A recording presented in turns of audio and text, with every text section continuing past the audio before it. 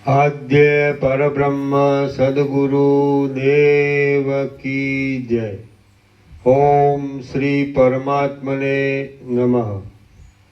सद्ग्रंथों में शिरोमणि श्री योग वासिष्ठ महारामायण निर्वाण प्रकरण उत्तरार्ध सर्ग 189 पेज नंबर 1690 पेज नंबर 1690 सर्ग 189 ब्रह्म सत्य अने जगत असत्य छे। आ 189 सर्ग में आतिवाहिक देहरूप थई रहेला प्रजापतिना मनोरथ रूप आ जगतनी अंदर केवी रीते आधिभौतिकपणानी भ्रांति थाय छे ते विषे वर्णन करवामां आवशे। वशिष्ठ बोल्या, ते आदि प्रजापतिनो आतिवाहिक देह ते आदि प्रजापतिनो आतिवाहिक देह चेतनपणाथी पोताना सत्य संकल्पथी जे वस्तु जेवा प्रकारे कल्पे छे ते काकतालीयनी पीठे तेवा प्रकारे थई जाय छे। आथी आ खेदकारक जगतनो भ्रम भासे छे। तो आ असत्य विषयमां शुं आश्चर्य पामवानुं छे? आ विस्तरी रहेली द्रष्टा दर्शन अने दृश्यरूपी त्रिपुटी असत्य छे अथवा तो सर्वात्म भावथी सत्य ब्रह्मरूप ज छे। राम बोल्या, जो आदि प्रजापतिना आतिवाहिक देहनो आ सर्व विलास होय अने मात्र भ्रांति दर्शन होय तो ते कठिन भावने केम प्राप्त थई जाय छे? वળી स्वप्नનું સત્યપણું કેમ ઘટે?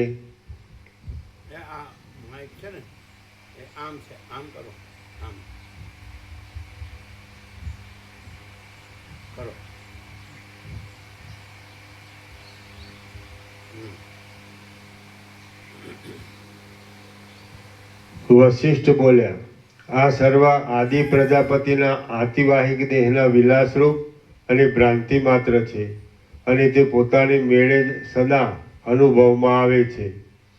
निरंतर ए भ्रांतिनो अभ्यास पड़ी जवाथी ते पुष्ट कठिन आदिरूप थई रह्या जेवी भासे छे। जेम घणा लांबा समयना अनुभवथी स्वप्ननुं मुख्यपणुं थई जाय छे तो ते जाणे अति सत्य होय तेवुं जणाय छे, तेम पोताना आतिवाहिकपणा विषे पण समजवानुं छे। आतिवाहिक देहने घणा लांबा समय सुधी पोतानो अनुभव उदित थाय छे एटले तेने जांजवाना जळनी पेठे तेमां आधिभौतिकपणानी बुद्धि उत्पन्न थाय छे। जो के आ जगत सत्यना जेवी प्रतीति आपे छे तो पण ते स्वप्न ब्रह्मना जेवुं छे तथा जांजवाना जळनी पेठे भ्रांति रूपे रह्युं छे।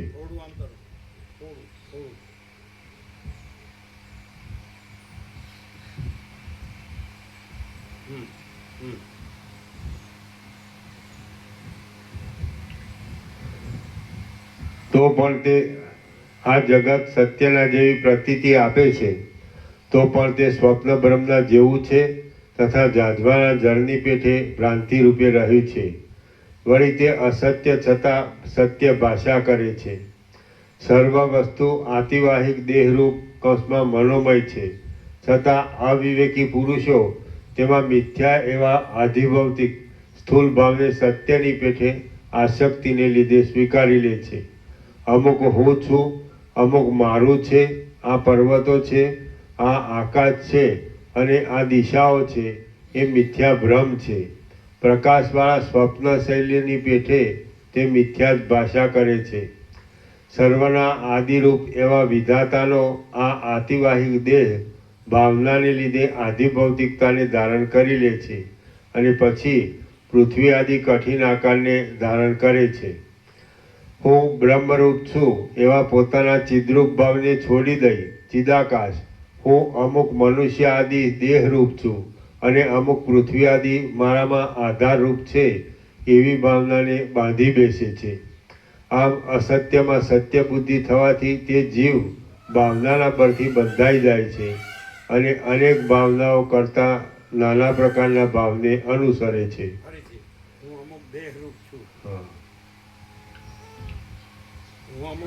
हूँ ब्रह्मरूप छूँ एवा पोताना चिद्रूप भावने छोड़ी दई चिदाकाश हूँ अमुक मनुष्य आदि देहरूप छूँ અને અમુક પૃથ્વી આદિ મારામાં આધારરૂપ છે એવી ભાવનાને બાંધી બેસે છે. આમ અસત્યમાં સત્ય બુદ્ધિ થવાથી તે જીવ ભાવનાના બળથી બંધાઈ જાય છે અને અનેક ભાવનાઓ કરતાં નાના પ્રકારના ભાવને અનુસરે છે. પ્રથમ તો તે આદિજીવ વૈદિક અને લૌકિક એવા શબ્દોને સર્જે છે. પછી તે સંકેત, સંજ્ઞાઓ તથા ચેષ્ટાઓને ઉત્પન્ન કરે છે. ઓમકારપૂર્વક તે વેદોને અને શબ્દ સમૂહોને પ્રકટ કરે છે. તે વડે તે ચોતરફના વ્યવહારને કલ્પી લે છે.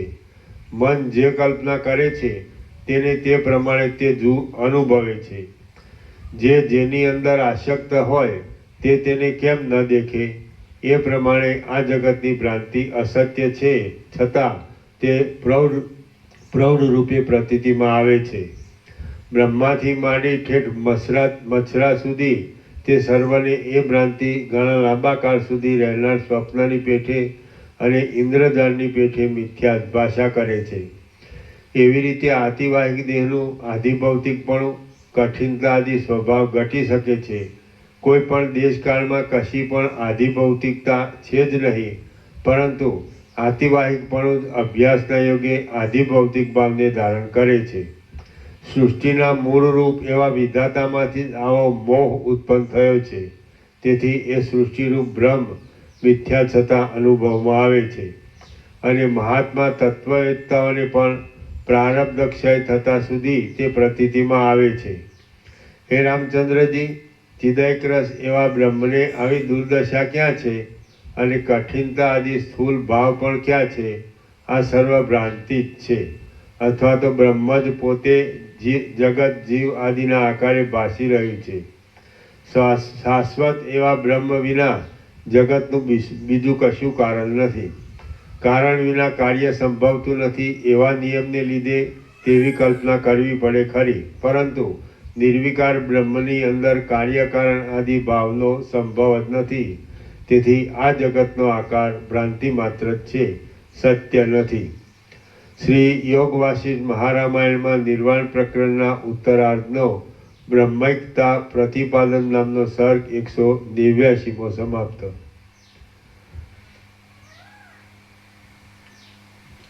સર્ગ 190મો.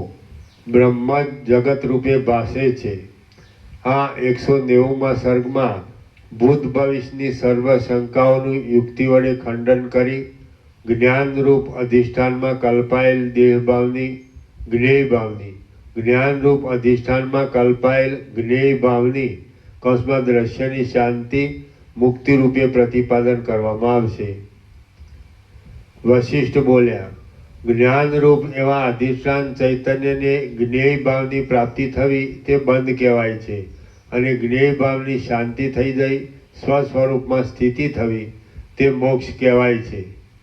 રામ બોલ્યા, હે મહારાજ, જ્ઞાનરૂપ અધિષ્ઠાન ચૈતન્યમાં કલ્પાયેલા જ્ઞેયભાવની શાંતિ શી રીતે થાય અને ઘણા સમયથી રૂઢ થઈ રહેલી હું બંધાયેલ છું એવી બુદ્ધિ પણ કેવી રીતે નિવૃત્ત થાય? વશિષ્ઠ બોલ્યા, સમ દમ આદિ સાધનવાળા તથા દ્રઢ અભ્યાસ વડે મેળવેલા સમ્યક જ્ઞાનરૂપી પ્રબોધ વડે ભ્રાંતિ ટળી જાય છે. વશિષ્ઠ બોલ્યા, સમદમ આદિ સાધનવાળા તથા દ્રઢ અભ્યાસ વડે મેળવેલા સમ્યક જ્ઞાનરૂપી પ્રબોધ વડે ભ્રાંતિ ટળી જાય છે અને નિરાકાર તથા શાંત એવી પોતાના સ્વરૂપરૂપી મુક્તિનો લાભ થાય છે. રામ બોલ્યા, કૈવલ્ય એવો અદ્વૈત ભાવ બોધ કહેવાય છે, પરંતુ જે ઉત્પન્ન થતા જીવ સર્વબંધથી મુક્ત થઈ જાય છે તે સમ્યક જ્ઞાન કોને કહેવું? વશિષ્ઠ બોલ્યા, જ્ઞાન પોતે કેવળ અધિષ્ઠાન ચિન્માત્ર છે. તેનો જ્ઞેય ભાવ જગત આદિ ભાવ છે જ નહીં, પરંતુ કેવળ અવિનાશી જ્ઞાન જ છે અને તે મન વાણીથી અગોચર છે એવો જે અંદર બોધ થવો તેને સમ્યક જ્ઞાન કહેવામાં આવે છે. વશિષ્ઠ બોલ્યા, જ્ઞાન પોતે કેવળ અધિષ્ઠાન ચિન્માત્ર છે. જ્ઞાન પોતે કેવળ અધિષ્ઠાન ચિન્માત્ર છે. તેનો જ્ઞેય ભાવ જગત આદિ ભાવ છે જ નહીં, પરંતુ કેવળ અવિનાશી જ્ઞાન જ છે અને તે મન વાણીથી અગોચર છે એવો જે અંદર બોધ થવો તેને સમ્યક જ્ઞાન કહેવામાં આવે છે. રામ બોલ્યા, હે મહારાજ, ચિદૈક્રસ એવા જ્ઞાનમાં વળી તેનાથી જુદો એવો જ્ઞેય ભાવ કેવો હોય તે આપ કહો. વળી જ્ઞાન શબ્દ વ્યાકરણ શાસ્ત્રના નિયમ પ્રમાણે ભાવ અર્થમાં થયો છે. ભાવ અર્થમાં થયો છે કે કરણ અર્થમાં? વશિષ્ઠ બોલ્યા, હે મહારાજ, બોધ માત્ર જ જ્ઞાન પદ વડે કહેવાય છે અને તે વ્યાકરણ શાસ્ત્રની પદ્ધતિ પ્રમાણે અહીં ભાવમાં જ સમજવાનો છે. પવન અને તેની ચપળતાની પેઠે જ્ઞાન અને જ્ઞેય એ બંનેનો કશો પણ ભેદ નથી. રામ બોલ્યા, જો એમ જ હોય તો પછી આ જ્ઞાન જ્ઞેય આદિનો ભ્રમ સસલાના શિંગડા જેવો છે. રામ બોલ્યા, જો એમ જ હોય તો પછી આ જ્ઞાન જ્ઞેય આદિનો ભ્રમ સસલાના શિંગડા જેવો છે તે ભૂત ભવિષ્ય અને વર્તમાનના વિભાગ વડે કેમ સિદ્ધ રૂપે પ્રતીતિમાં આવે છે? વશિષ્ઠ બોલ્યા, અમુક બહારના પદાર્થો છે એવી ભ્રાંતિને લીધે જ અહીં બ્રહ્મ બુદ્ધિનો ઉદય થાય છે એમ સમજવું. હવે વસ્તુતઃ એ જોઈએ તો બહારનો અને અંદરનો કોઈ પણ પદાર્થ જ સંભવતો નથી. રામ બોલ્યા, હે મહારાજ, હું, તમે ઇત્યાદિ પ્રત્યક્ષ દેખવામાં આવતી વસ્તુ અને અનુભવમાં આવતા મનુષ્યો નથી જ એમ કેમ કહી શકાય તે આપ કહો. વશિષ્ઠ બોલ્યા, આદિ સૃષ્ટિમાં વિરાટ આદિ કાંઈ પણ વસ્તુ ઉત્પન્ન થયેલી જ નથી, તેથી જ્ઞેયનો અસંભવ છે. રામ બોલ્યા, હે મહારાજ, ભૂત ભવિષ્ય અને વર્તમાન સમયમાં ખડી થઈ રહેનારી આ જગતની દ્રષ્ટિ નિરંતર અનુભવમાં આવતા છતાં ઉત્પન્ન થયેલી નથી એમ કેમ કહી શકાય? વશિષ્ઠ બોલ્યા, જેમ આકાશની અંદર ભ્રાંતિને લીધે નેત્રરોગવાળાને મચ્છરા, મોવાળા આદિના જેવા આકારો પ્રતીતિમાં આવે છે તેમ આ જગત, હું, તમે ઇત્યાદિ સર્વ ભ્રાંતિ વડે જ ભાસે છે. તે સર્વ સ્વપ્ન વસ્તુની પેઠે, ઝાંઝવાના જળની પેઠે, બે ચંદ્રમાની ભ્રાંતિની પેઠે અને સંકલ્પિત પદાર્થની પેઠે મિથ્યા જ છે. રામ બોલ્યા, હે મહારાજ, હું, તમે ઇત્યાદિ આ જગતના સર્વ પદાર્થો સારી રીતે અનુભવમાં આવે છે છતાં સૃષ્ટિના આદિકાળમાં તે કેમ થયેલ નથી? વશિષ્ઠ બોલ્યા, કારણ વડે દરેક કાર્ય ઉત્પન્ન થાય છે, તે વિના કાર્ય ઉત્પન્ન થતું નથી આવો નિશ્ચય છે.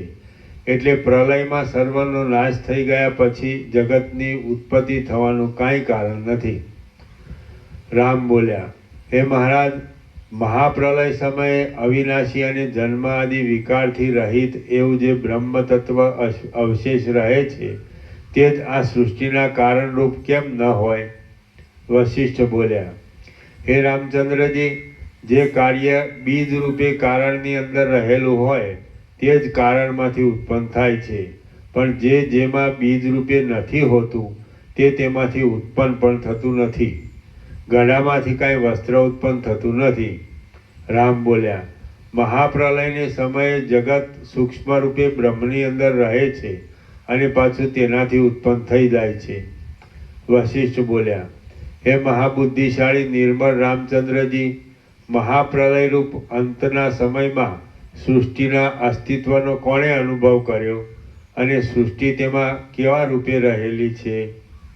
રામ બોલ્યા, ચિદાકાશ રૂપી સત્તા તેની અંદર રહેલી છે અને તે તેવા વિવેકીઓને અનુભવમાં આવે છે. તેને સાવ શૂન્ય તો કહી શકાય નહીં, કેમ કે અસદ વસ્તુ સત્તાને પ્રાપ્ત થઈ શકતી નથી. વશિષ્ઠ બોલ્યા, હે મહાબાહુ રામચંદ્રજી, જો એમ હોય તો આ ત્રણેય લોક ચિદાકાશ રૂપ છે, પછી વિશુદ્ધ જ્ઞાનમય દેહવાળા દ્રશ્ય પ્રપંચના જન્મ અને મરણ ક્યાંથી હોય? રામ બોલ્યા, હે મહારાજ, જો આદિકાળથી માંડીને સૃષ્ટિ જ વાસ્તવિક રીતે નથી તો પછી આ ભ્રાંતિ ક્યાંથી આવી તે આપ મને કહો. વશિષ્ઠ બોલ્યા, કાર્ય અને કારણ એ બંનેનો અભાવ છે, તેથી ભાવ અને અભાવ એ કાંઈ છે જ નહીં. આ જે કાંઈ પ્રતીતિમાં આવે છે તે સર્વ પોતાના આત્મારૂપ છે અને તે જ દ્રષ્ટા, દ્રશ્ય તથા દર્શન એ ત્રિપુટીના વેશને ધારણ કરી લે છે. રામ બોલ્યા, દ્રષ્ટા ઈશ્વરરૂપ અને ચિદ્રૂપ છે.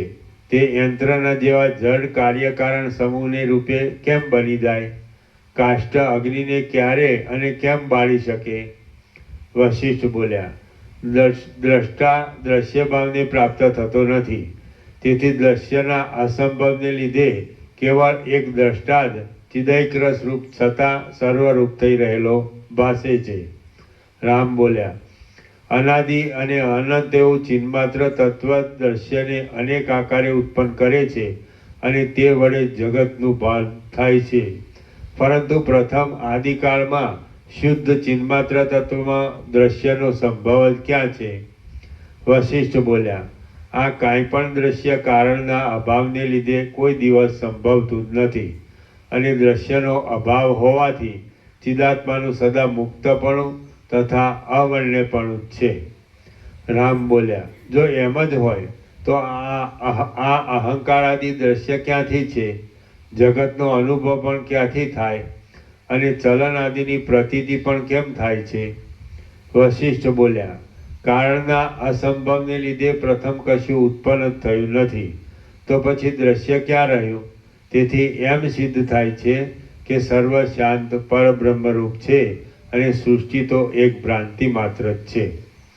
રામ બોલ્યા, વાણીથી અગોચર, સદા સ્વયં પ્રકાશ, દ્રશ્ય ભાવથી તથા ચપળતા આદિથી રહિત, નિર્મળ અને નિત્ય મુક્ત એવા પરબ્રહ્મની અંદર ભ્રાંતિ કોને થાય છે?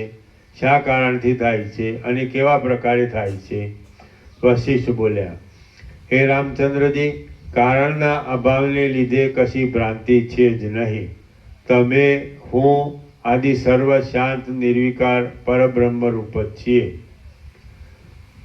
રામ બોલ્યા, હે મહારાજ, હું હમણાં જાણે બ્રહ્મને પ્રાપ્ત થઈ રહ્યો હોઉં તેવો છું. હું વધુ પૂછવાની વાત જાણતો નથી અને વળી હું અત્યંત પ્રબુદ્ધ પણ નથી. તો પછી અહીં હમણાં આપને હું વિશે શું પૂછું? વશિષ્ઠ બોલ્યા, સંશય એ પ્રશ્નના કારણરૂપ છે. પ્રશ્નનું એ કારણ શાંત થાય ત્યાં સુધી તમે મને પૂછો. હું કારણની કસોટી કરનારો છું. જ્ઞાન થયા બાદ તમે પોતાની મેળે જ અનિર્વચનીય એવા પરમ શુદ્ધ સ્વભાવમાં વિશ્રાંતિને પ્રાપ્ત થઈ જશો.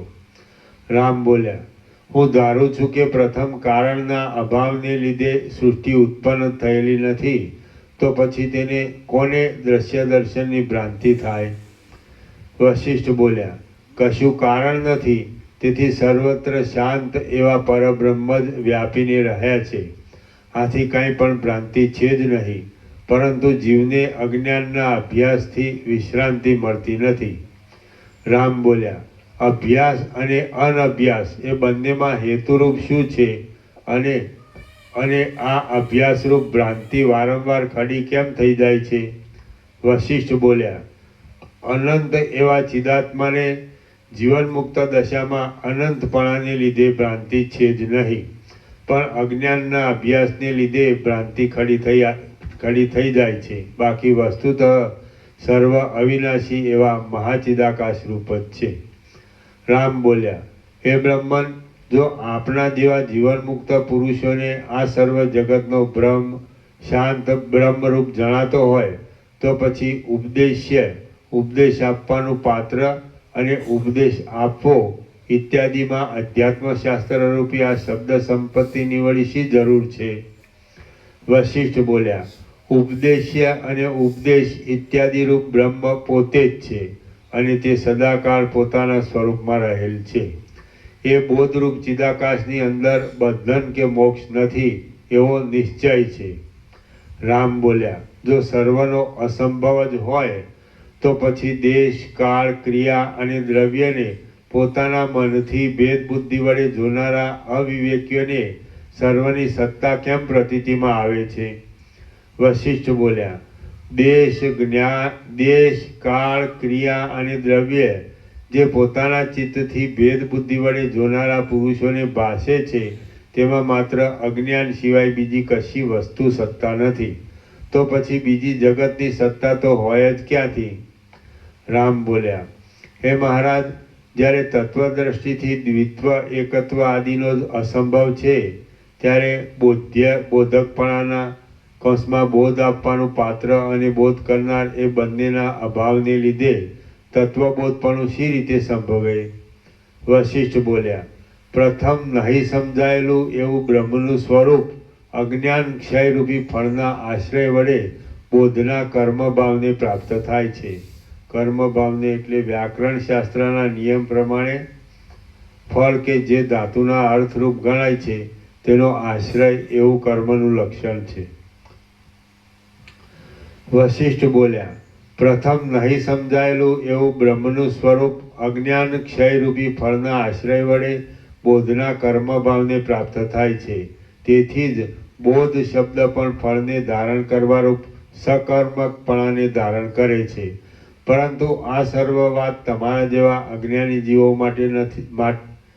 પરંતુ આ સર્વ વાત તમારા જેવા અજ્ઞાની જીવો માટે છે. બાકી અમારા જેવા જીવનમુક્ત પુરુષો માટે એ કશું નિરૂપણ ઉચિત નથી. રામ બોલ્યા, જો હું તથા તમે વગેરે સર્વ બોધરૂપ જ છીએ તો પછી બોધનું અને અહંતા આદિનું ભિન્નપણું સિદ્ધ થાય છે. અહંતા જીવરૂપ છે તો તે અનંત અને જળના કરતાં પણ અતિ નિર્મળ એવા ચિન્માત્રરૂપ તમારામાં શી રીતે ઘટે? વશિષ્ઠ બોલ્યા, આપણે સર્વ ચિદૈક્રસ છીએ. જેનું જે કાંઈ ચિદરૂપપણું છે તે જ તમે, હું ઇત્યાદિ રૂપ કહેવાય છે. છતાં પવન અને તેની ચલન શક્તિની ભેદની પેઠે તેની વિશે દ્વિત્વરૂપ ભેદની કેવળ કલ્પના કરવામાં આવે છે. રામ બોલ્યા, જેમ શાંત સમુદ્રની અંદર તરંગ આદિ અભિન્ન સત્તાથી રહ્યા હોય છે, તેમ ચિદ્રૂપ થઈ રહેલો જીવન મુક્ત પુરુષ આ સર્વ અહંતા મમતા આદિ જગતને સ્વરૂપ માત્ર સમજે છે. વશિષ્ઠ બોલ્યા, જો તમે કહો છો તેમ જ હોય તો અનંત અને પૂર્ણ શાંત એવું એક પરબ્રહ્મ સર્વત્ર ભરપૂર છે.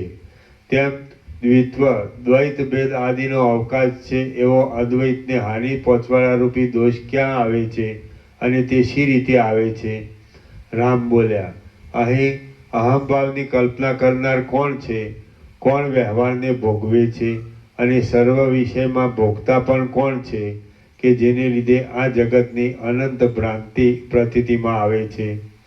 વશિષ્ઠ બોલ્યા, જો દ્રશ્યની કાંઈ સત્તા છે એવો અભિનિવેશ હોય તો તે જ બંધનકારક છે.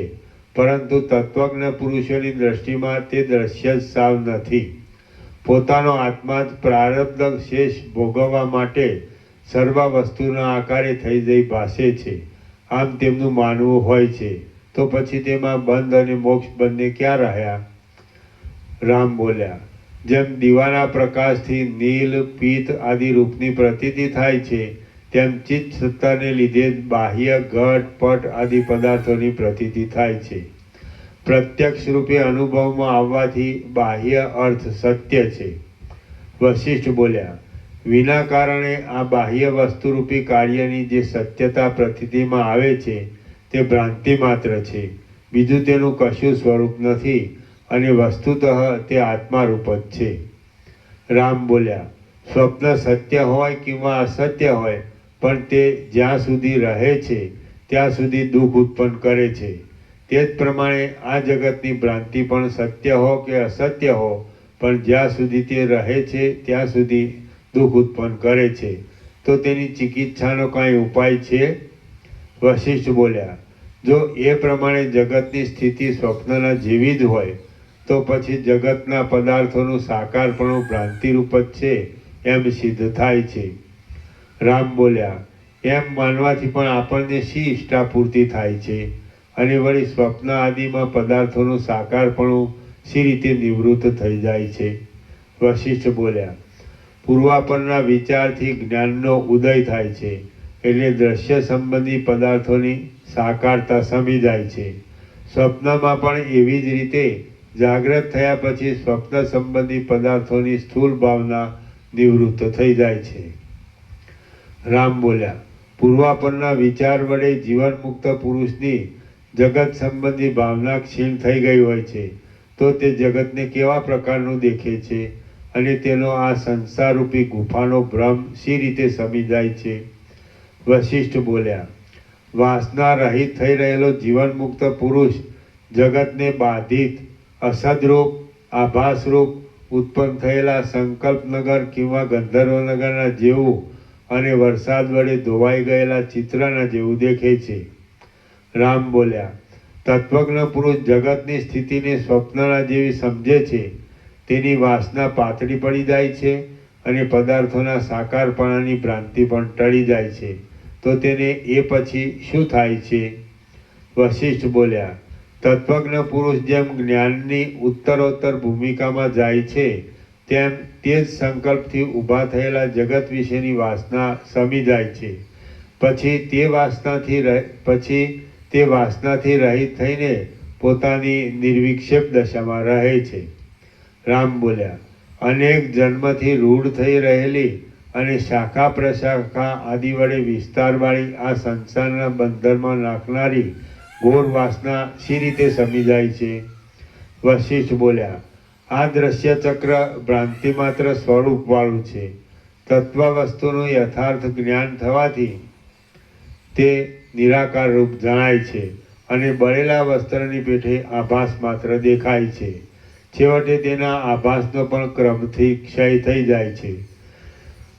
રામ બોલ્યા, હે મહારાજ, આ દ્રશ્ય ચક્ર ક્રમથી નિરાકાર રૂપ થઈ જાય છે એ પછી જીવન મુક્ત પુરુષને કોઈ નિર્વિક્ષેપ સ્થિતિ પ્રાપ્ત થાય છે અને તેની શાંતિ શી રીતે મળે છે? વશિષ્ઠ બોલ્યા, જ્યારે જગતના સાકારપણાનો ભ્રમ શાંત થઈ જાય છે અને જ્યારે તે ચિત્તરૂપ જ ભાસી જઈ નિરોધ સમાધિ વડે હલકા રૂપે જણાય છે ત્યારે પરમ વૈરાગ્ય રૂપી શાંતિનો લાભ થાય છે. રામ બોલ્યા, આ જગત બાળકના સંકલ્પ જેવું છે, છતાં તે જ્યાં સુધી પ્રકટ રૂપે દેખાય છે ત્યાં સુધી ભોગો સંબંધી આસ્થાની શી રીતે શાંતિ થાય અને તેવા મિથ્યા સંકલ્પ વડે માણસ દુઃખને કેમ અનુભવે? વશિષ્ઠ બોલ્યા, જે માત્ર સંકલ્પ રૂપ જ ખડું થઈ ગયેલ સમજાય છે તેના નાશમાં દુઃખ શા માટે થાય? હવે સંકલ્પ માત્ર અને ચિત્ત માત્ર શું તે વિચારવાનું છે. રામ બોલ્યા, હે મહારાજ, ચિત્ત કેવું છે, તેનો વિચાર કરવાથી શું થાય અને સારી રીતે તેનો વિચાર કર્યા પછી શી સિદ્ધિ મળે તે આપ મને કહો. વશિષ્ઠ બોલ્યા, ચિદ્રૂપ આત્મા દ્રશ્ય તરફ વલણ કરે છે અથવા બહિર્મુખ થાય છે ત્યારે તે ચિત્ત કહેવાય છે. આ મહારામાયણના શ્રવણ રૂપી તેનો વિચાર છે અને તે કરવાથી વાસના શમી જાય છે. રામ બોલ્યા, હે મહારાજ, ચિત્તનો ક્ષય થયા વિના આત્માનું અંતર્મુખપણું કેટલા વખત સુધી નભી શકે? વૈરાગ્યને ઉત્પન્ન કરનારો ચિત્તનો ક્ષય શી રીતે થાય? વશિષ્ઠ બોલ્યા, દ્રશ્ય સંભવતું જ નથી તો પછી ચિદ્રૂપ આત્મા કોનો અનુભવ કરે? દ્રશ્યનો અસંભવ ઠરતા ઘણા લાંબા કાળે તેવા સંસ્કારો રૂઢ થતાં ચિત્તની સત્તા પણ રહેતી નથી. રામ બોલ્યા, દ્રશ્ય પ્રત્યક્ષ અનુભવમાં આવે છે તો તે કેમ નથી સંભવતું? અનુભવના વિષયમાં આવો નિષેધ કેમ કરો છો? વશિષ્ઠ બોલ્યા, જગત અવિવેકીઓને જેવા પ્રકારનું ભાસે છે તેવા પ્રકારે તે સત્ય નથી અને વિવેકીઓને તે જેવા પ્રકારનું ભાસે છે તે અવર્ણ્ય અને અદ્વિતીય રૂપ જ છે. રામ બોલ્યા, અવિવેકીઓને આ ત્રૈલોક્ય કેવા પ્રકારનું ભાસે છે અને તે સત્ય કેમ નથી, તથા વિવેકીઓને જગત કેવું ભાસે છે અને તે અવર્ણ્ય કેમ છે? વશિષ્ઠ બોલ્યા, અવિવેકી પુરુષોને આ જગત દેશકૃત, કાળકૃત અને વસ્તુકૃત પરિચ્છેદવાળું પ્રતીતિમાં આવે છે, ત્યારે વિવેકીઓની દ્રષ્ટિમાં તો ઉત્પન્ન જ થયું નથી, હમણાં પણ તે નથી અને પ્રથમથી તે સંભવતું નથી. રામ બોલ્યા, જો જગત આદિથી ઉત્પન્ન થયું નથી તો કોઈ દિવસ સંભવતું નથી, મિથ્યા છે અને આભાસથી પણ રહિત છે તો તે જગત અનુભવમાં કેમ આવે છે? વશિષ્ઠ બોલ્યા, આ જાગ્રત સૃષ્ટિરૂપી જગત મિથ્યા છે, છતાં આભાસ રૂપે દેખાય છે. કારણના અભાવે તે ઉત્પન્ન થયેલ જ નથી, છતાં સ્વપ્નની પેઠે તે અનુભવમાં આવે છે અને કાર્યને સાધી આપે છે. રામ બોલ્યા, સ્વપ્ન આદિમાં અને મનોરાજ્ય આદિમાં જે કાંઈ દ્રશ્યનો અનુભવ થાય છે તે જાગ્રતના વ્યવહારના અનુભવથી ઉત્પન્ન થયેલા જાગ્રતના સંસ્કારના બળથી છે. વશિષ્ઠ બોલ્યા, હે રામચંદ્રજી, સ્વપ્નમાં સંકલ્પ અને મનોરાજ્યમાં જે કાંઈ અનુભવમાં આવે છે તે જાગ્રતનો પદાર્થ આવો છે કે કોઈ બીજો, તે મને કહો. રામ બોલ્યા, સ્વપ્નમાં કલ્પના આદિમાં મનોરાજ્યમાં અને બ્રહ્મમાં જાગ્રત પદાર્થ જ સંસ્કાર રૂપે નિરંતર ભાષા કરે છે. વશિષ્ઠ બોલ્યા, જો સ્વપ્ન જાગ્રતના સંસ્કાર બળથી જ ભાસતું હોય, એમ સ્વપ્નના તથા જાગ્રતના પદાર્થો એક જ હોય, તો સ્વપ્નમાં પડી ગયેલું ઘર સવારે જાગ્રત અવસ્થામાં કેમ જોવામાં આવે છે?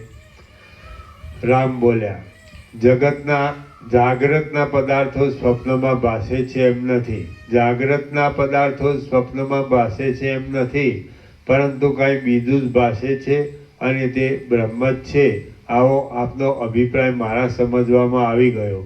પણ હવે માત્ર આટલો જ સંદેહ રહે છે કે બ્રહ્મ આ જગતના જેવું શી રીતે ભાસે છે? વશિષ્ઠ બોલ્યા, કેટલાક અનુભવેલા અને કેટલાક ન અનુભવેલા એમ બંને પ્રકારના અર્થો ચિત્તની અંદર ભાસે છે, અને જેવા આકારે સૃષ્ટિના આદિમાં, અંતમાં અને મધ્યમાં જેવા અનુભવનો અભ્યાસ થયો હોય તેવા આકારે તેનું ભાન થાય છે. જો બ્રહ્માકારપણાનો સારી રીતે અભ્યાસ થયો હોય તો તેમ પણ ભાસે ખરું. રામ બોલ્યા, હે મહારાજ, આવી રીતે આપના બોધ વડે આ જગત સ્વપ્નના જેવું ભાસે છે એમ હું સમજી ગયો છું. છતાં આ જગતરૂપી સ્વપ્ન યક્ષ ગ્રહની પેઠે નડ્યા કરે છે, તેની ચિકિત્સા શી રીતે થાય? વશિષ્ઠ બોલ્યા, આ સંસારરૂપી સ્વપ્નનું શું કારણ છે તેનો વિચાર કરો, કેમ કે કાર્યથી કારણ કાંઈ ભિન્ન નથી. આ વાત પ્રત્યક્ષ જોવામાં આવે છે. રામ બોલ્યા, સ્વપ્નમાં થતા પદાર્થોના અનુભવોનું કારણ ચિત્ત જ છે, અને તેને લીધે સ્વપ્ન સૃષ્ટિના પદાર્થો મનોમય કહેવાય છે.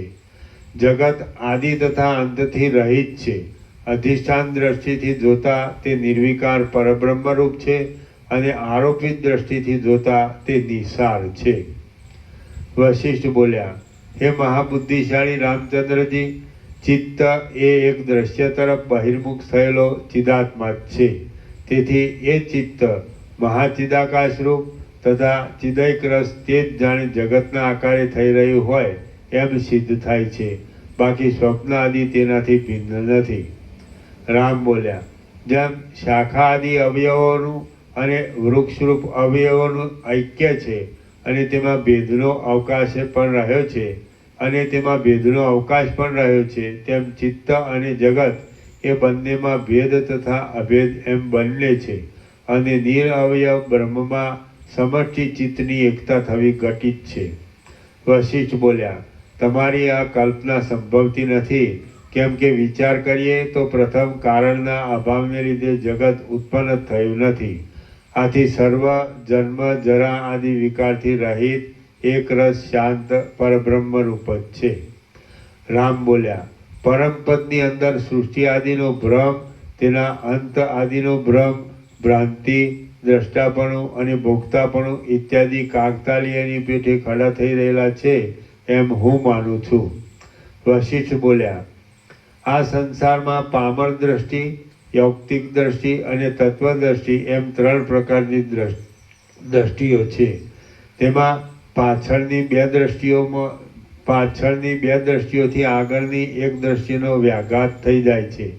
હવે સારમાંથી પણ અત્યંત સારનું મંથન કરી તેને સમજવામાં શક્તિમાન તથા પ્રમાણ પ્રમેય આદિની પરીક્ષા કરવામાં કુશળ એવા પુરુષોની ચપળ વ્યાપારવાળી જે કાંઈ દ્રષ્ટિ છે તે યૌક્તિક દ્રષ્ટિ છે, અને બીજી જીવન મુક્તમાં પ્રસિદ્ધ એવી તત્વદ્રષ્ટિ છે. વશિષ્ઠ બોલ્યા, આ સંસારમાં પામર દ્રષ્ટિ, યૌક્તિક દ્રષ્ટિ અને તત્વદ્રષ્ટિ એમ 3 પ્રકારની દ્રષ્ટિઓ છે. તેમાં પાછળની 2 દ્રષ્ટિઓથી આગળની એક દ્રષ્ટિનો વ્યાઘાત થઈ જાય છે. હવે સારમાંથી પણ અત્યંત સારનું મથન કરી તેને સમજવામાં શક્તિમાન તથા પ્રમાણ પ્રમેય આદિની પરીક્ષા કરવામાં કુશળ એવા પુરુષોની ચપળ વ્યાપારવાળી જે કાંઈ દ્રષ્ટિ છે તે યૌક્તિક દ્રષ્ટિ છે અને બીજી જીવન મુક્તોમાં પ્રસિદ્ધ એવી તત્વદ્રષ્ટિ છે. તે દ્રષ્ટિ સર્વ વિચાર, શાસ્ત્રનું શ્રવણ, મનન અને નિધિધ્યાસન એ સર્વથી સિદ્ધ થયેલ પરમ તત્વરૂપ અપરોક્ષ સ્ફુરણવાળી છે. આ સંસારમાં 3 પ્રકારની દ્રષ્ટિ છે. આ સંસારમાં પામર દ્રષ્ટિ, યૌક્તિક દ્રષ્ટિ અને તત્વદ્રષ્ટિ એમ 3 પ્રકારની દ્રષ્ટિઓ છે. તેમાં પાછળની 2 દ્રષ્ટિઓથી આગળની એક દ્રષ્ટિનો વ્યાઘાત થઈ જાય છે. હવે સારમાંથી પણ અત્યંત સારનું મથન કરી તેને સમજવામાં શક્તિમાન તથા પ્રમાણ પ્રમેય આદિની પરીક્ષા કરવામાં કુશળ એવા પુરુષોની ચપળ વ્યાપારવાળી જે કાંઈ દ્રષ્ટિ છે તે યૌક્તિક દ્રષ્ટિ છે અને બીજી જીવન મુક્તોમાં પ્રસિદ્ધ એવી તત્વદ્રષ્ટિ છે. તે દ્રષ્ટિ સર્વ વિચાર, શાસ્ત્રનું શ્રવણ, મનન અને નિધિધ્યાસન એ સર્વથી સિદ્ધ થયેલ પરમ તત્વરૂપ અર્થના અપરોક્ષ સ્ફુરણવાળી છે. એ બંને દ્રષ્ટિનો અવલંબ રાખી મેં અહીં સર્વ જગત વિશે વર્ણન કરેલું છે. પરંતુ આ સર્વ દ્રષ્ટિઓ પણ નથી, જીવો પણ નથી, જગતની શૂન્યતા પણ નથી અને ભ્રમ પણ નથી. એક નિત્ય અપરોક્ષ બ્રહ્મરૂપ જ વસ્તુ છે. તેમાં જ અધિકારી જીવોની જે પ્રકારે સ્થિતિ થઈ જાય તે પ્રકાર અહીં વર્ણવવામાં આવ્યો છે. શ્રી યોગ વાસિષ્ઠ મહારામાયણમાં નિર્વાણ પ્રકરણનો ઉત્તરાર્ધનો રામ વિશ્રાંતિ નામનો સર્ગ 190મો સમાપ્ત. સર્ગ 191મો બ્રહ્મનું નિર્વાણ સ્વરૂપ. આ 191મા સર્ગમાં અજ્ઞાનને લીધે જે પ્રકારે જગતના આકારે બ્રહ્મ ભાસે છે અને જ્ઞાન થતાં નિર્વાણરૂપ થાય છે તે વિશે સારી રીતે વર્ણન કરવામાં આવશે. રામ બોલ્યા, હે મુનિશ્રેષ્ઠ, જો એમ જ હોય તો આ જગત એક પરમ તત્વનો વિવર્ત જ છે અને સર્વદા સર્વ ભાવ રૂપે થઈ રહે છે. ખરી રીતે જોતા તેનો કશો ઉદય થતો નથી કે અસ્ત થતો નથી. જગતના આભાસરૂપી આ એક ભ્રાંતિ જ છે અને તત્વદ્રષ્ટિ વડે જોઈએ તો ભ્રાંતિ પણ નથી, પણ કેવળ બ્રહ્મ સત્તા જ છે. વશિષ્ઠ બોલ્યા, કાકતાલીયની પેઠે અતકર્ય એવી અવિદ્યા વડે બ્રહ્મ જ જાણે પોતાના સ્વરૂપની અંદર જીવભાવને ધારણ કરી રહ્યું હોય તેમ ભાસે છે. તે આત્મા જીવરૂપ થઈ રહેલા બ્રહ્મ વડે જગતને અનુભવે છે. રામ બોલ્યા, હે મહારાજ, અહો, આશ્ચર્યની વાત છે કે દિશાઓના વિભાગ વિના મહાપ્રલયમાં અને મોક્ષકાળમાં ચિદાત્મા શી રીતે પ્રકાશે છે? ભીતરૂપી આશ્રય વિના દીવાની પ્રભા શી રીતે ભાસે તે આપ કહો. વશિષ્ઠ બોલ્યા, આ વાત તમારા કહેવા પ્રમાણે આશ્ચર્યકારક છે, પરંતુ તે બની શકે જ નહીં એવો વિચાર કરવાનો નથી.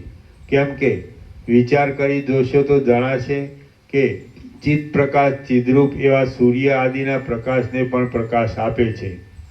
ચિત્ત પ્રકાશ ચિદ્રૂપ એવા સૂર્ય આદિના પ્રકાશને પણ પ્રકાશ આપે છે. તે અંધકારના સમયમાં પોતાની મેળે સૂર્યોદય થયા પછી તેના પ્રકાશની સાથે પ્રકાશે છે. સૂર્ય આદિનો પ્રકાશ ભીંત આદિની અપેક્ષા નહીં રાખનારા પ્રકાશ સ્વભાવવાળો છે. છતાં જાણે ભીંતમાં પ્રકાશ તો હોય તેમ જણાય છે. ખરી રીતે જોતા તે ભીંત અને તેનો પ્રકાશ એ બંને સૂર્ય આદિના પ્રકાશ વડે જ પ્રતીતિમાં આવે છે. તેમાં જેમ ભીંત આદિના સંબંધ વિના પ્રથમ પણ સૂર્ય આદિના પ્રકાશ આકાશમાં જોવામાં આવે છે, તેમ પ્રલયકાળમાં પણ વક્તા અને દ્રષ્ટા એવો આત્મા દ્રશ્યના અસંભવને લીધે નિર્વિષય અનુભવમાં આવે છે. માટે દ્રષ્ટા પણ નથી અને દ્રશ્ય પણ નથી, પણ નિર્વિકાર બ્રહ્મ તત્વ જ છે. જેમ ભિન્ન પ્રકાશના અવલંબન રૂપ થાય છે, તેમ પોતા વડે પોતાની મેળે ચિત્ત પ્રભા ચિદાકાશનો પ્રકાશ સૃષ્ટિના આદિકાળમાં જગતના આકારે પ્રતીતિમાં આવે છે. જેમ સ્વપ્ન આદિમાં એક જ આત્મા પોતાના સ્વરૂપ વડે જ દ્રષ્ટા, દર્શન અને દ્રશ્ય એ ત્રિપુટી આદિરૂપ થઈ જાય છે, તેમ એક પરમાત્મા દ્રષ્ટા, દર્શન અને દ્રશ્ય રૂપે થઈ જાય પોતાના સ્વરૂપ વડે ભાસે છે. ચિદાકાશ સ્વયં પ્રકાશ છે. સૃષ્ટિના આદિકાળમાં તે પોતાના વિવર્તને પ્રસારી દઈ જાણે સૃષ્ટિરૂપ થઈ રહેલ હોય તેમ ભાસે છે, અને સૃષ્ટિના આદિકાળમાં તે દ્રષ્ટા, દર્શન અને દ્રશ્ય એ ત્રિપુટી રૂપ પોતે જ છે. સૃષ્ટિના આદિકાળમાં એક જ ચિદાકાશ ત્રિપુટી રૂપ થઈ જઈ સૃષ્ટિના જેવું ભાસે છે. આવી તેની વિચિત્ર માયાશક્તિ અથવા સ્વભાવ છે, અને તે માયાશક્તિ એવા અનેક પ્રકટ રૂપે પ્રકાશે છે. આ વાત સ્વપ્નનગરમાં અને સંકલ્પનગરમાં અનુભવવામાં આવે છે. આ પ્રમાણે ચિદાકાશની પ્રભા પ્રથમ ઉદય પામીને પોતાના સ્વરૂપમાં ચિદાકાશ રૂપે પ્રકાશે છે, અને તેની અંદર અનાદિ તથા અનંતના જેવું આ જગત વિવર્ત રૂપે ભાસે છે. તેનું સૃષ્ટિ રૂપે ભાસવું એ તે જ સૃષ્ટિ કહેવાય છે. અમારા જેવા જીવનમુક્ત મહાશય પુરુષોને તો આ જગત સ્વાભાવિક આત્માનો એક વિવર્ત રૂપ ભાસે છે. જોકે પ્રકાશ કરનાર અને પ્રકાશ પાત્ર વસ્તુ એ બંનેના અનુભવ અકસ્માત પ્રતીતિમાં આવે છે, તથાપિ તત્વાનુસંધાન થતાં તેનો ક્ષય થઈ જાય છે. જ્યારે તત્વાનુસંધાન થાય છે ત્યારે જણાય છે કે સૃષ્ટિના આદિકાળમાં ભાષ્ય ભાષક કશું હતું જ નહીં, પરંતુ ઠૂઠામાં મિથ્યા જ્ઞાનના બળથી જેમ વૃક્ષના કોઈ ઠૂઠામાં પુરુષની ભ્રાંતિ થાય છે, તેમ બ્રહ્મને વિશે પણ જગતની પ્રતીતિ થાય છે. પોતાના આત્મામાં દ્વૈતનું ભાન થવાથી ચિત્તમાં દ્વૈતનો ભ્રમ ખડો થઈ જાય છે. બાકી સૃષ્ટિના આદિકાળમાં ભાષ્ય પણ નથી અને ભાષક પણ નથી. કારણના અભાવને લીધે દ્વૈત કેવળ ચિદાકાશ રૂપ જ ભાસે છે. સૃષ્ટિના આદિકાળમાં પ્રલય સમયે ચિદાકાશની અંદર શું કારણ રહેલ છે તે તમે કહો. પદાર્થ દ્રષ્ટિના અભાવને લીધે ચિદાકાશ જ આ પ્રમાણે વિવર્ત રૂપ પ્રકાશે છે. આ જગતનું ભાન જાગ્રત રૂપ નથી, સુષુપ્તિ રૂપ પણ નથી અને સ્વપ્ન રૂપ પણ નથી, કેમ કે એ કશું સંભવતું નથી. કેવળ બ્રહ્મ જ દ્રશ્યના આકારે ભાસે છે. સૃષ્ટિના આદિકાળમાં ચિદાકાશ જ આવી રીતે વિવર્ત ભાવને પ્રાપ્ત થાય છે. સૃષ્ટિના આરંભ સમયે ચિદાકાશ પોતાના નિર્વિકલ્પ સ્વરૂપને જ જગત રૂપે સમજે છે, અને તેનો જ જગત એક વિવર્ત છે. શૂન્યતા અને આકાશની પેટે બ્રહ્મનો અને જગતનો કશો ભેદ નથી.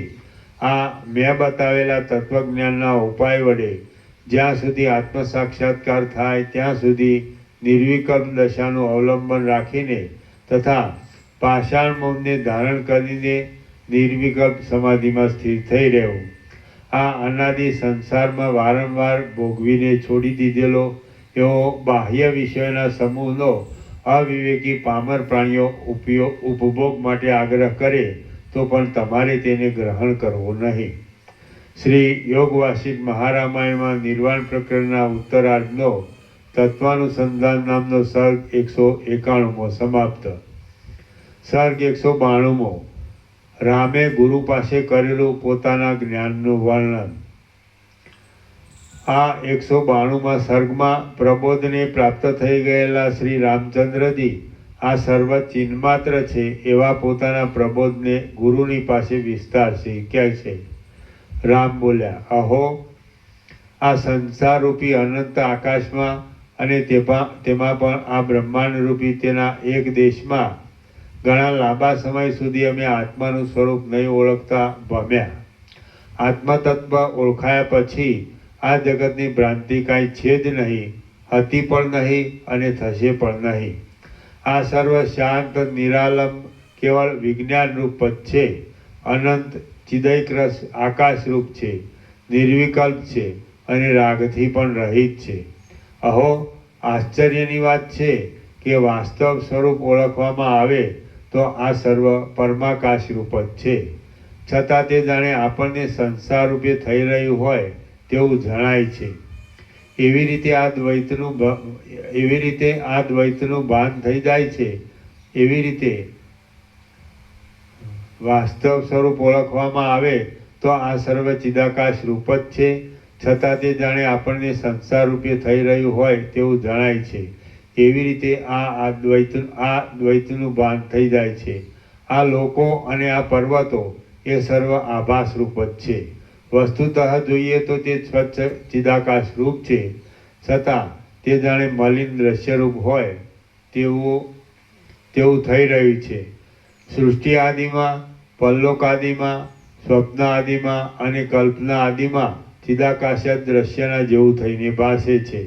કેમ કે વળી દ્રશ્યની બીજી ભ્રાંતિ કેવી હોય?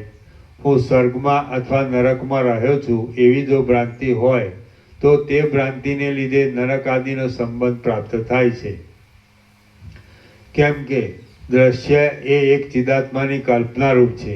આ દ્રશ્ય પણ નથી, દ્રષ્ટા પણ નથી, સૃષ્ટિ પણ નથી, જગત પણ નથી, ચિદાભાસ પણ નથી, જાગ્રત પણ નથી, સ્વપ્ન પણ નથી અને તેના પદાર્થો પણ નથી.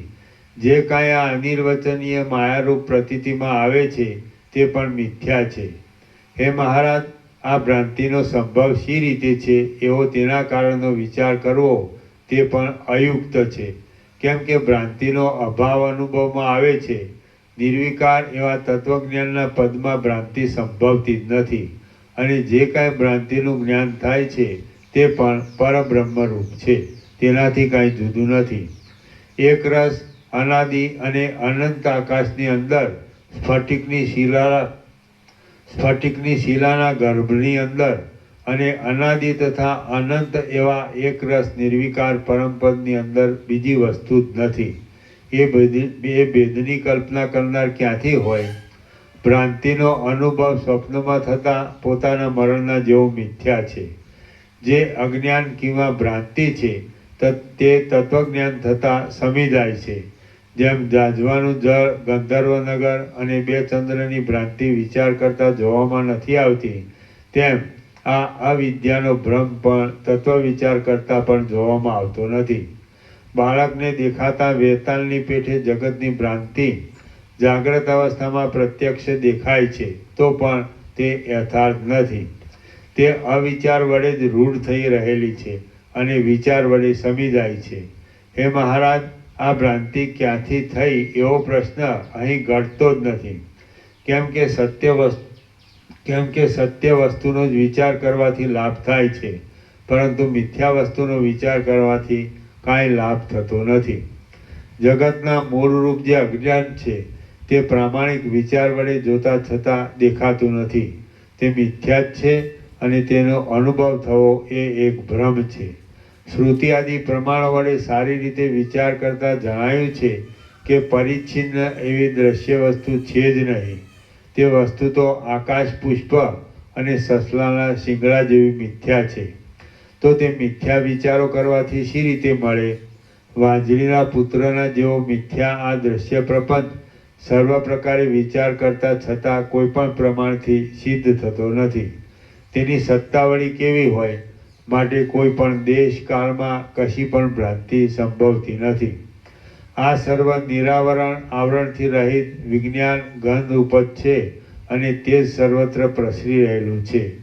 જે કાંઈ આજે જગતની અંદર ભાસે છે તે પરબ્રહ્મ રૂપ જ છે.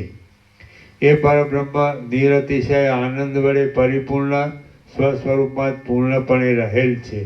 અહીં કોઈ કાળે કે કોઈ સ્થળે કશું પણ પ્રતીતિમાં આવતું નથી, તેમ તેની સાવ અપ્રતીતિ છે એમ પણ નથી. તે તો અનિર્વચનીય છે. સ્વચ્છ એવું શાંત પરબ્રહ્મ એવી રીતે જગતના આકારે વિવત રૂપે થઈ રહેલ છે. જરા મરણ આદિ વિકારોથી રહિત, કોઈથી હરી ન શકાય તેવું અવિકારી, આનંદમય, શુદ્ધ, અદ્વિતીય છતાં અનેક પ્રકારે પ્રતીતિમાં આવતું, વિદ્વાનોએ સેવેલ, સર્વવ્યાપી અને પૂર્ણ એવું મારું પોતાનું સ્વરૂપ જ અહંકારને છોડી દઈ બોધને લીધે સર્વત્ર પ્રસરી રહેલું છે. શ્રી યોગ વાસિષ્ઠ મહારામાયણમાં નિર્વાણ પ્રકરણના ઉત્તરાર્ધનો વિશ્રાંત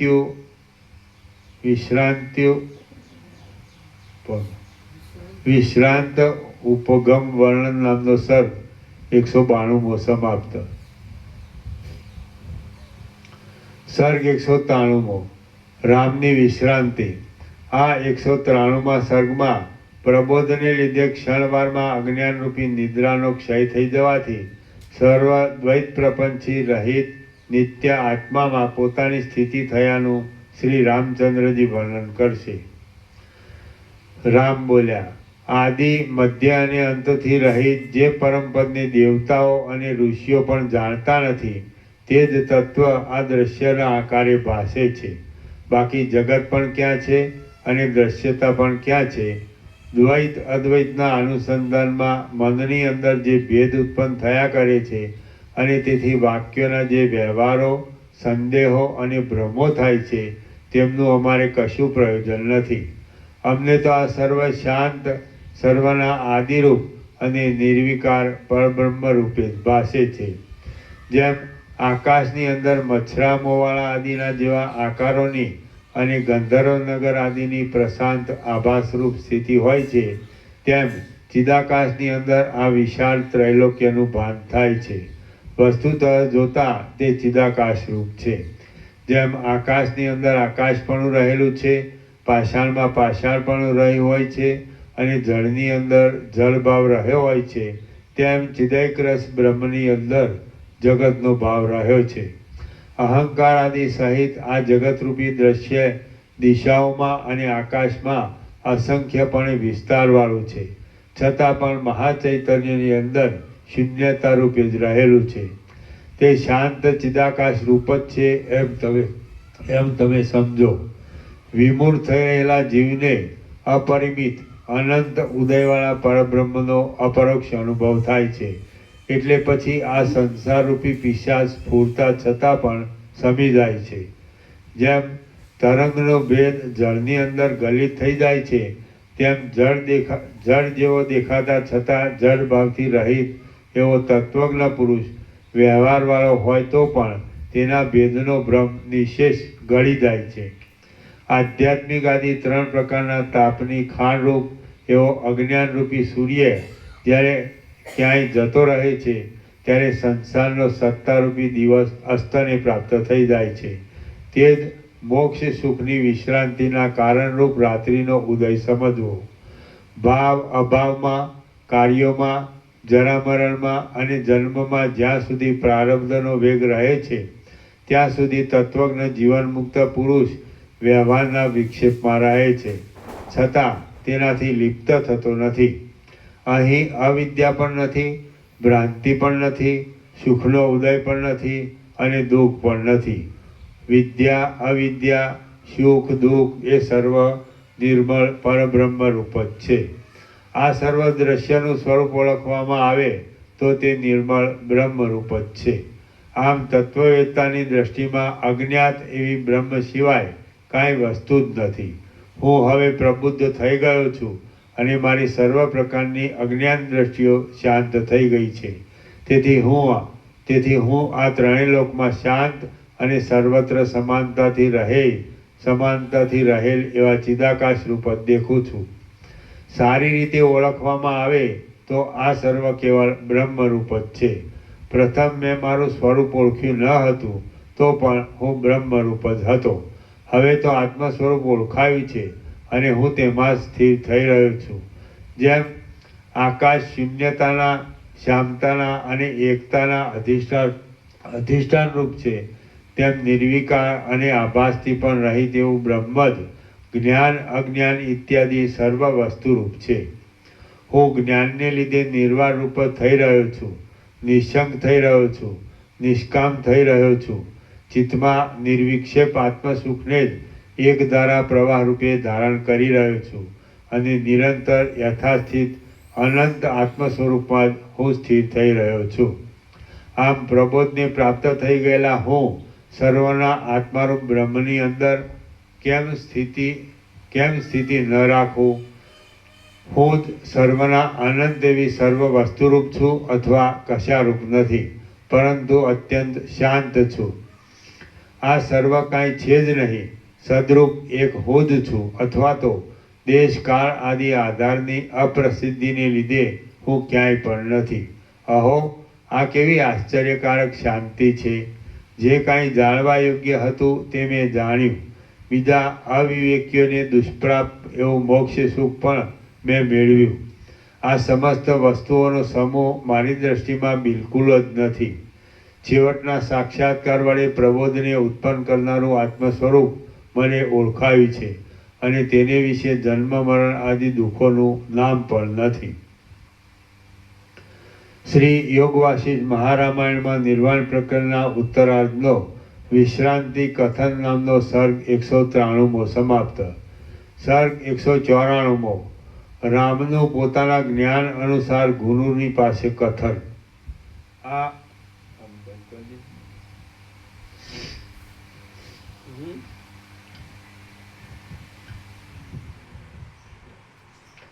194માં સર્ગમાં આત્મતત્વ વિશે આત્મતત્વ વિશે, જગત તત્વ વિશે અને નિર્વાણ સાધન વિશે શ્રી રામચંદ્રજી પોતાના બોધને અનુસરીને ગુરુને નિવેદન કરશે.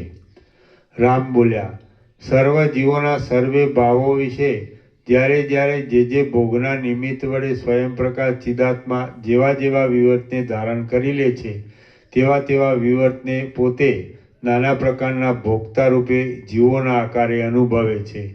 જેમ સૂક્ષ્મ એવા નાના પ્રકારના રત્નોના કિરણો એક જ ઘરમાં ભેગા મળ્યા છતાં જુદા જ રહે છે, તેમ એક જ નિરવયવ બ્રહ્મની અંદર અનંત સૃષ્ટિઓ ભેગી મળ્યા છતાં જુદી જ રહે છે.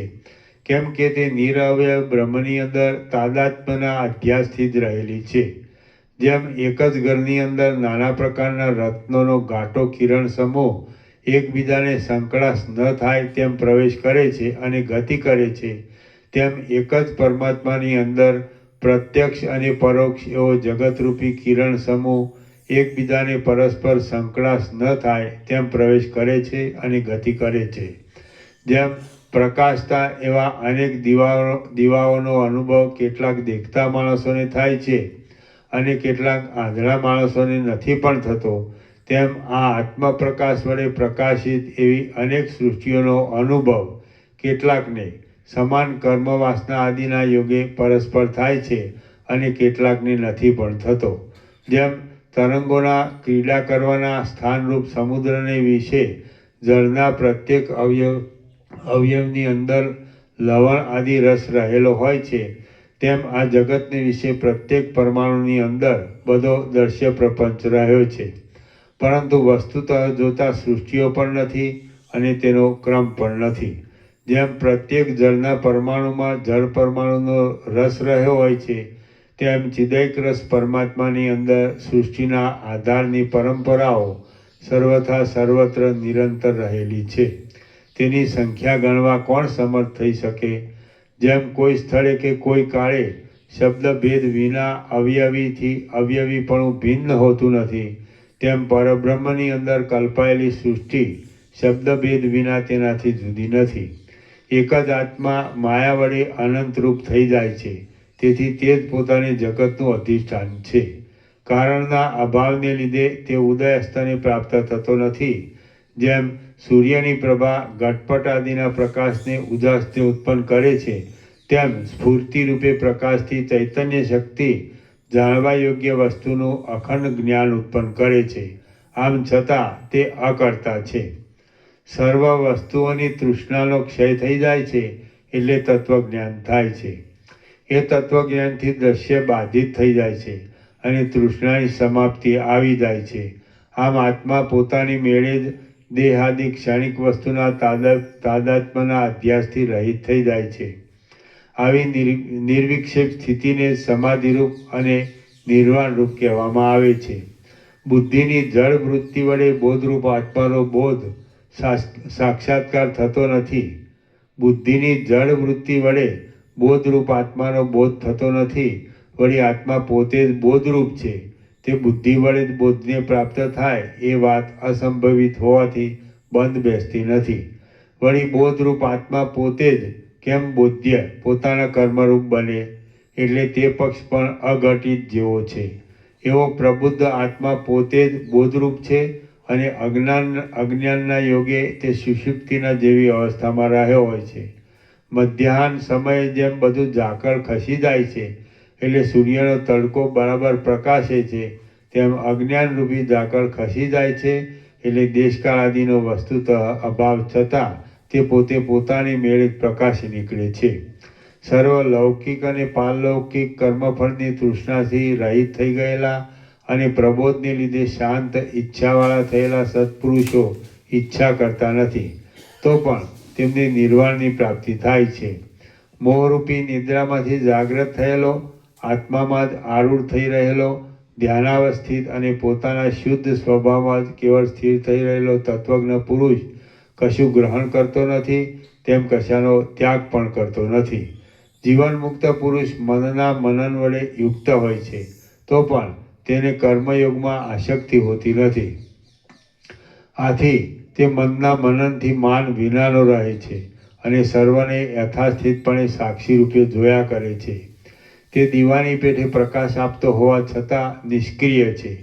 જીવન મુક્ત પુરુષને સર્વત્ર સત્ય ચિન્માત્ર તત્વ જ સૃષ્ટિ પ્રલય આદિ રૂપે ભાસે છે. વ્યુત્થાન દશામાં ચિન્માત્ર તત્વ તેને વિશ્વરૂપ જણાય છે અને સમાધિ દશામાં તેને તે બ્રહ્મરૂપ પ્રતીતિમાં આવે છે. વ્યુત્થિત દશામાં તે સમાધિ દશામાં રહ્યા છતાં જે પુરુષ ભેદભાવથી રહિત, બોધરૂપ અને સત્ય એવા સ્વરૂપાનુભવમાં સ્થિર થઈ રહે છે, તેમાં સર્વ દ્રશ્યને ઉદાસીનપણાથી જુએ છે, તે જ શાંતિને મેળવે છે. જેમ આકાશની શૂન્યતા વિના બીજી કાંઈ જુદી સત્તા નથી, તેમ જગતના અનેક પદાર્થોના સમૂહની તેના વાસ્તવિક ચિન્માત્ર ભાવ વિના બીજી કશી વાસ્તવ સત્તા નથી. વિશાળ બોધવાળા તત્વજ્ઞ પુરુષોને કેવળ અનંત બોધરૂપતા અવશેષ રહેલી અનુભવાય છે. તે બોધ પણ પોતાના સ્વરૂપમાં પરિણામને પ્રાપ્ત થઈ જઈને અવર્ણ્યપણાને પ્રાપ્ત થાય છે. અત્યંત શાંત એવો જીવન મુક્ત બ્રહ્મભાવમાં વિશ્રાંતિ પામે છે. એ પછી જે કાંઈ પરમ સત્તા અવશેષ રહે છે કિંવા નથી રહેતી, તે વાણી વડે વર્ણવી શકાય તેવી નથી. તે સત્તા સામાન્યની પરાકાષ્ઠા છે અને શુદ્ધ નિરુપાધિક ઈશ્વર ચૈતન્યથી કાંઈ ભિન્ન નથી. વળી તે અને આ સૃષ્ટિ પણ તે સત્તારૂપ જ છે. આમ સર્વ શાંત એવા અવિનાશી પરબ્રહ્મ રૂપ જ છે. સ્વચ્છ, શીતળ, જ્ઞાનરૂપ અને તૃષ્ણાથી રહિત એવા નિર્વાણ પદનો અનુભવ કરવા માટે બ્રહ્મા, વિષ્ણુ અને મહેશ પણ એ સત્તા સામાન્યને ઈચ્છે છે. શુદ્ધ એવું ચૈતન્ય જ સર્વત્ર સર્વથા સર્વકાળમાં સર્વ પદાર્થોના આકારે રહેલું જ છે. તે નિત્ય છે અને તેનો નાશ સંભવતો નથી. આ સંસાર અનેક સંતાપોથી ભરપૂર છે અને નિર્વાણ પદ અતિ શીતળ છે. સંસાર અનુપમ દુઃખરૂપ છે, ત્યારે નિર્વાણ પદ સર્વ દુઃખોને શાંત કરનારું હોવાથી અત્યંત શીતળ છે. બહાર નહીં કોતરેલી છતાં શિલાની અંદર રહેલી પૂતળીઓ જેમ કારીગરની બુદ્ધિમાં સ્ફુરે છે, તેમ આ અખંડિત બ્રહ્મ પોતાના સ્વરૂપની અંદર જગતના વિશે સ્ફુરે છે.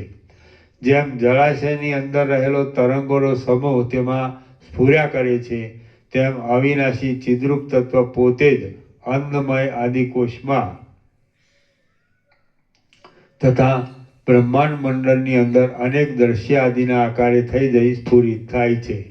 અજ્ઞાનરૂપ આવરણ વડે આત્મભાવ ઢંકાયેલો હોવાથી જળ જેવા બની ગયેલા ચિદાકાશના જાણે કૃત્રિમ વેશ હોય તેવા જણાતા અને વિભક્ત નહીં છતાં વિભક્ત જેવા થઈ રહેલા જે જીવોએ નિર્વિભાગ આત્માની ભોગ તથા મોક્ષ આદિના સંબંધમાં જેવી ભાવના તથા લાંબા કાળ સુધી દ્રઢ અભિનિવેશથી કલ્પી લીધેલી હોય છે, તે જીવોને તેવી ભાવના પ્રમાણે અનુભવ થયો હોય છે.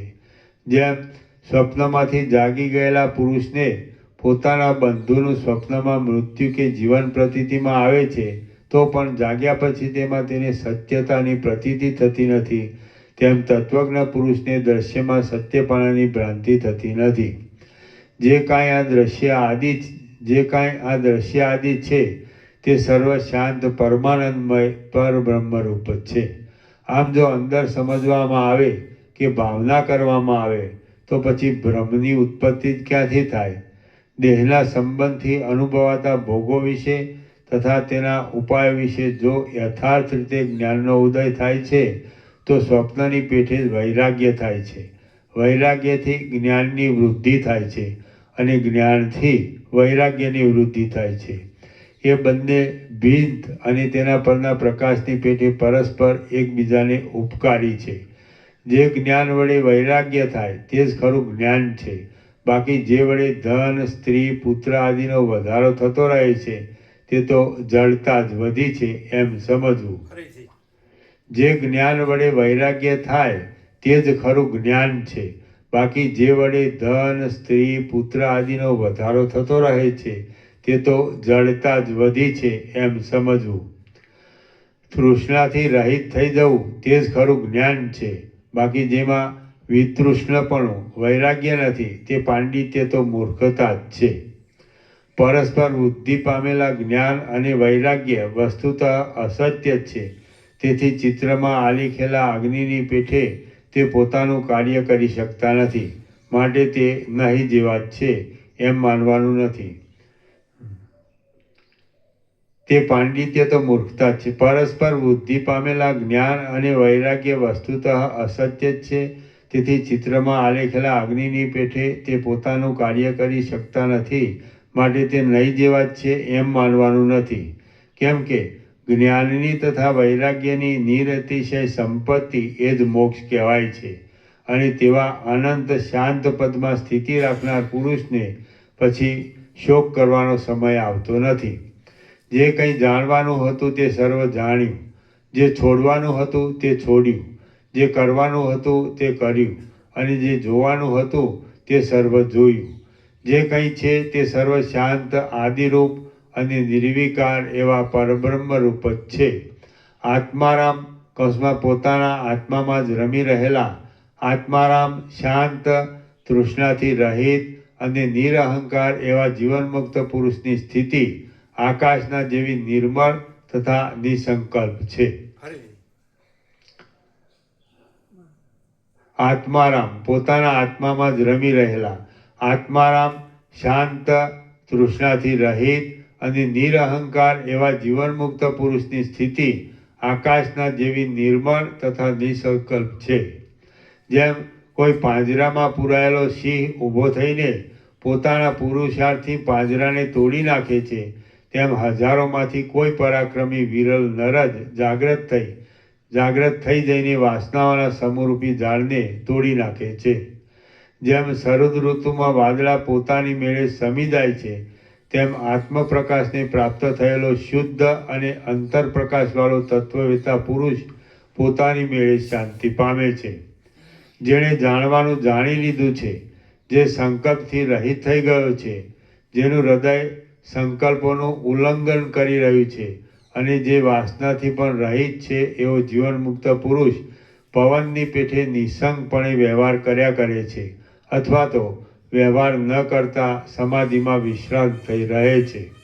વસ્તુ માત્રમાં રહેલ શુદ્ધ તત્વનું મનન કરવાથી આ સર્વ દ્રશ્ય ભ્રાંતિ માત્ર છે એવો જે સ્થિર નિશ્ચય થાય છે, તે નિશ્ચયપૂર્વક સર્વત્ર આકાશની પેઠે નિર્લેપ રહેવું અને વાસનાથી રહિત એવી સ્થિતિ રાખવી એ જ મોક્ષ દશાની સ્થિતિ છે.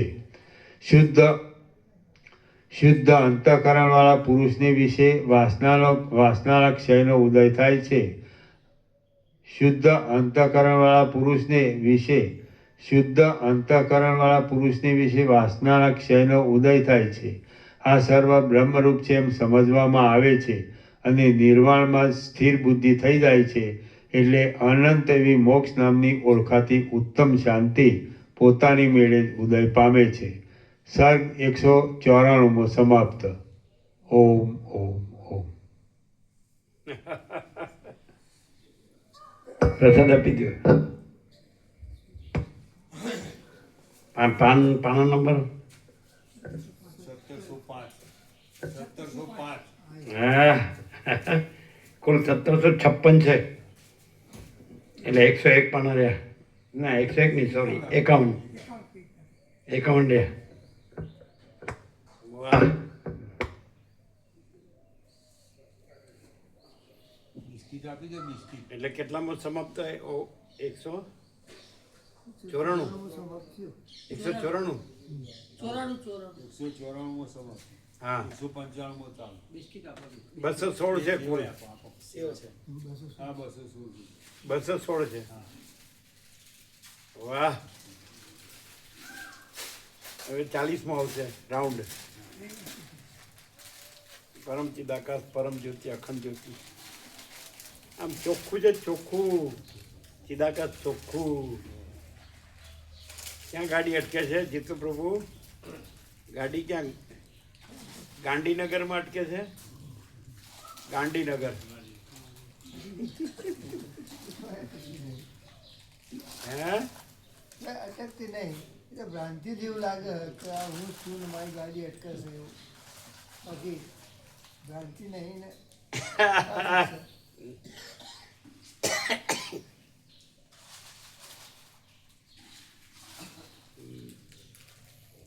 1705 શરૂ થશે 5 શરૂ થશે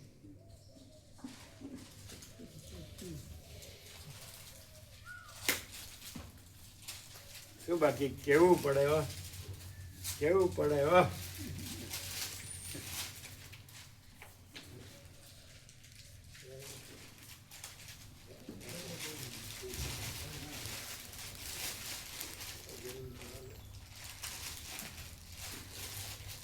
વાસના જ સર્વ ઉપાધિનું મૂળ છે અને વૈરાગ્ય જ સર્વ શાંતિનું મૂળ છે હા હા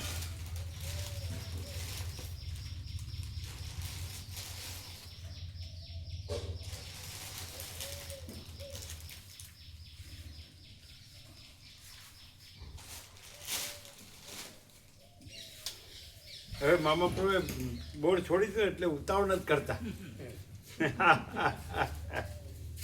પણ કે હવે પહેલાને ક્લાસ છે ને એટલે આપણે બરાબર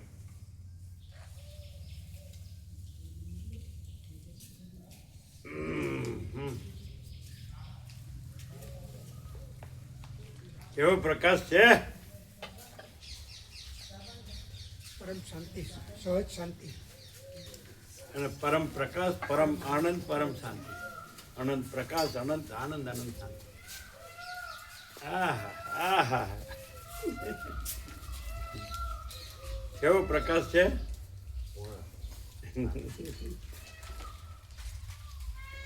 ઘર આંગણે ગંગા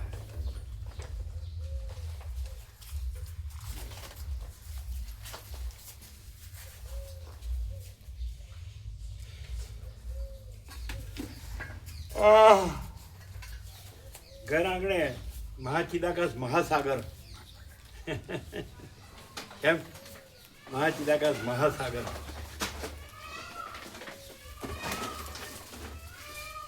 કેમ છે તબિયત પ્રસાદ લેવાય વિશ્રામ થાય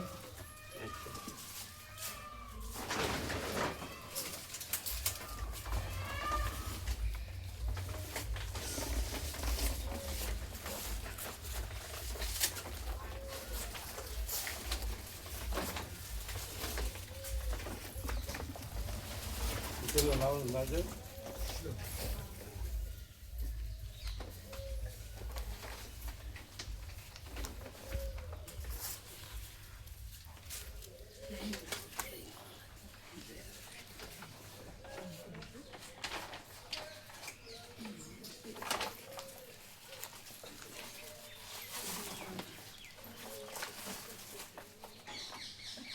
કેવો પ્રકાશ છે એકદમ અંદર શાંતિ થઈ આવ્યો અંતઃકરણની અંદર બધું શાંતિ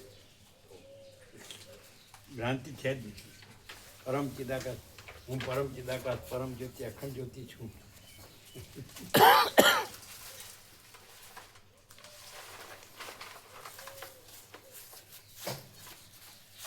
ચરી પાડો એટલે શાંતિ થઈ જશે.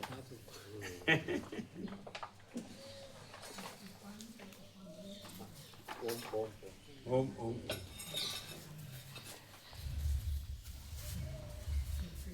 એક આપેલું છે ખબર ને? થઈ ગયું?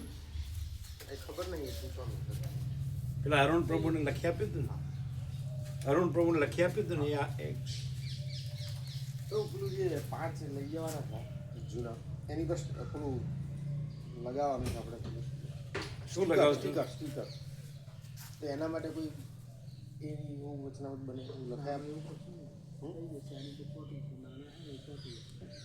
ના ના શું એના માટે શું? એક વચનામૃત એવું બનાવીએ અમે પેલું સ્ટાર્ટિંગમાં પેલું યોગ વર્ષની શરૂઆતમાં પ્રાર્થના નહીં આવતી કે જેની સત્તામાં આખું જગત સત્તા પામી રહ્યું છે. હા તો એ તો પહેલાં પણ છે જ, તમે બનાવજો, લઈ જાઓ. અરે એ તો લઈ જ જઈશું આપણે પણ પ્રભુ હસ્તાક્ષરમાં લખી આપે એ રીતે હસ્તાક્ષર બધા બેને રીતે જ છે ને. ટાઈપ જ કરાવી લ્યો. પેલા પણ છે ને એ ટાઈપ કરાવી લ્યો. એ સચ્ચિદાનંદ પરમાત્માને નમસ્કાર, હા એ ત્યાં સુધી હા હા તે લખી લ્યો. એ સુશીલ પ્રભુને કહીને કહો એટલે હિતેશ પ્રભુ ટાઈપ કરી દે. હા સમય જશે. અરે એ પ્રમાણે લઈએ એ પ્રાર્થના સાઈઝ? આવી જશે હા આ ફોન્ટ એ પ્રમાણે લેવાના. હા સાઈઝ? સાઈઝ એ પ્રમાણે લેવાનું એ તો આવી જાય. હા અચ્છા.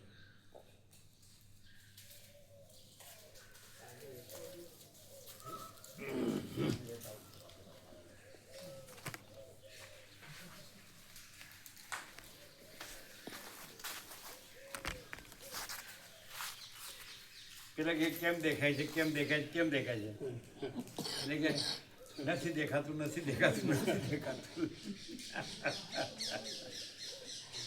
કોઈ તત્વને કોઈ પૂછે, તત્વને કોઈ પૂછે, પણ એમાં કોઈ પૂછનારું છે જ નહીં, અને એમાં કોઈ દ્રશ્ય છે જ નહીં, એટલે પૂછનારું નથી, કોણ પૂછે? અને દ્રશ્ય છે જ નહીં, એટલે કોણ કહે કે કેમ દેખાય છે? અને તત્વ તો પોતે તત્વ જ છે.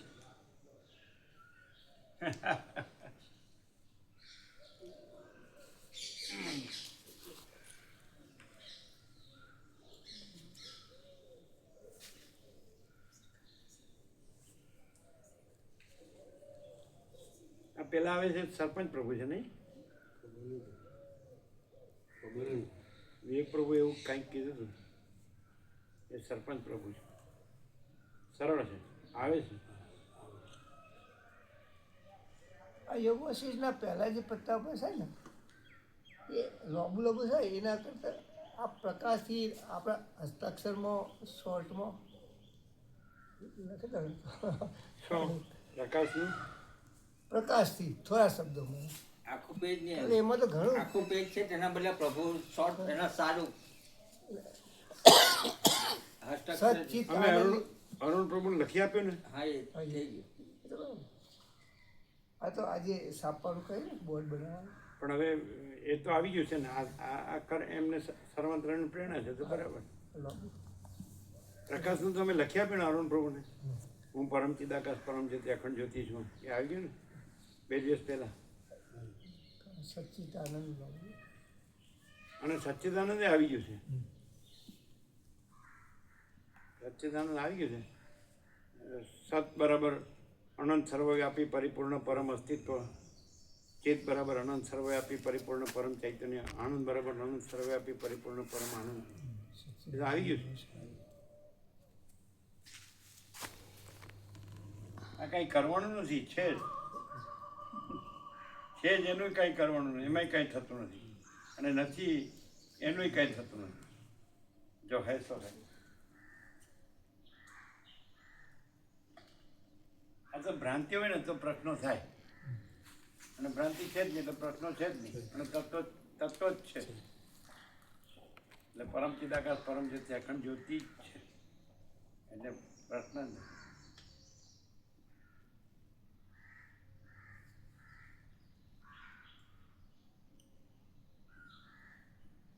આ પ્રશ્ન ક્યારે શાંત થાય ખબર છે? હું પરમ ચિદાકાશ પરમ જ્યોતિ અખંડ જ્યોતિ છું એવી અપરોક્ષાનુભૂતિ એટલે એ હું મહાચિતા કે સ્વસમિત જે સહજ નિર્વિકલ્પ છું, એટલે સ્વસમિત જે છું જ અને સહજ નિર્વિકલ્પ છું જ એટલે રહેવું પડે. પણ હું આ છું એટલે રહ્યો એટલે પ્રશ્નો થયા કરે, નથી એટલે ના રહ્યો, છે એટલે રહ્યો.